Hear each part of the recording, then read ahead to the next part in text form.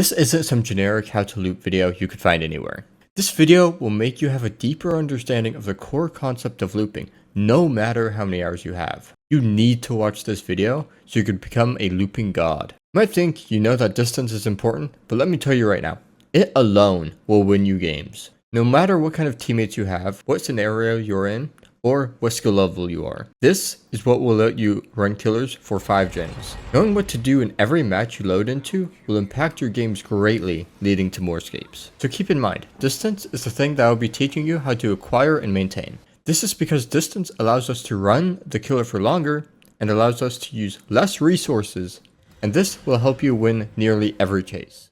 So let's begin with one word, resources. Resources are everything. I mean everything. Not just your pallets, your windows, but it's your health states, your items, your offerings, even your cosmetics. These are all resources you could use to your advantage. If you learn how to control these resources correctly, you'll be able to create even more distance than you would be able to otherwise. If you aren't using distance correctly, you'll be limited to the resources available to you. As it stands, you likely aren't doing everything you can, throwing away your advantages and keeping any disadvantages you might have. But before we continue, you need to understand 2 things, dead zones and distance. In every map you load into, there will be places where there are and aren't loops. The spots where there aren't loops are empty spots called dead zones. You want to avoid these as much as possible because they don't have any resources you could use. So all you have to do is avoid dead zones, right? Yes, but dead zones could be created too. For example, if you throw a pallet at a tile with no other resources, you just made a dead zone. So for example, if you have a dead zone here and a pallet gem next to it, and you drop the pallet in the pallet gem, gets kicked, now this dead zone has expanded over to where the pallet gem is. And if you happen to enter chase in this dead zone, what's going to happen? You're going to lose a health state because there are no resources around you. Now, let's talk about distance. Distance, put simply, is not only how much space you have between you and the killer, but also how much space you have between yourself and the next resource. You'll want to maximize the distance between you and the killer while minimizing the distance to your next resource. This could also be applied to not just yourself, but tiles. There's distance between a pallet and a window. There's also distance between 2 different loops. You need to be understanding of where you are, where the killer is, and where your next resource is. All of these 3 things are connected by distance. Break this down as easily as I can. We have resources and distance to use while we avoid dead zones, to complete the generators, to power the exit gates. To do the generators, we need to make time for our teammates by distracting the killer. To do that, we use distance to make it to resources, which then resets our distance by using said resource, but it also creates a dead zone as a byproduct.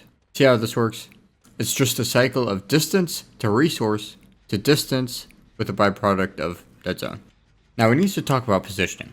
You will want to position yourself where you can make it to a resource if you happen to be chased. Now remember, perks are a resource, so you're still able to do a generator in a dead zone if you have something like sprint burst to make it to another resource. And when positioning yourself, you want to have as much vision as possible while on the generator, while also being closest to a resource you're able to use.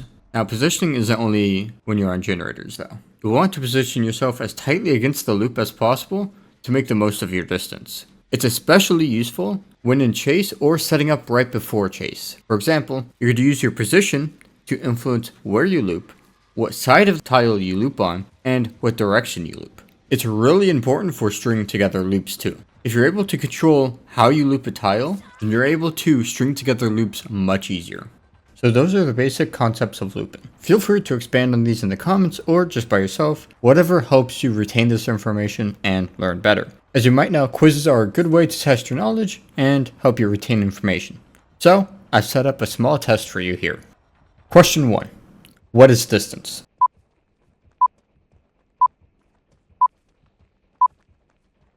Distance is how much space between yourself, resources, and the killer. Question 2. What are resources?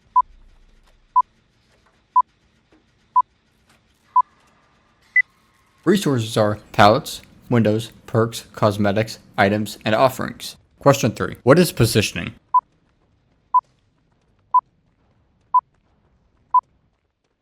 Positioning is where you are at any given moment during the trial. Question 4. What are dead zones?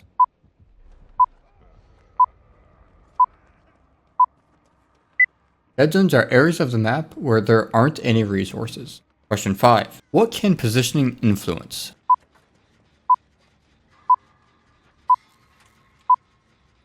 Positioning can influence where you loop, how you loop the tile, and what direction you loop.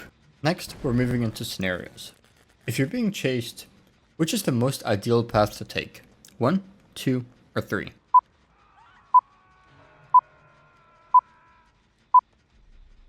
Path 3 is the most ideal due to it setting you up for an easy fast fall while expending your distance before using a resource. Scenario 2. Again, being chased. Should you keep looping the tile or leave to head towards the long wall?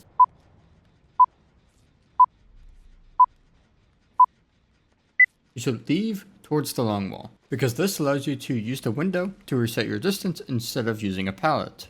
Scenario 3. If you're looping a pallet jump clockwise and you lose sight of the killer while in this spot, where should you position yourself? Ugh.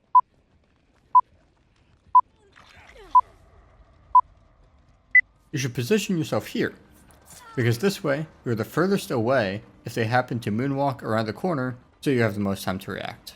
Let me know what you got on the test, and I'll see you next time. Later. See ya. Bye.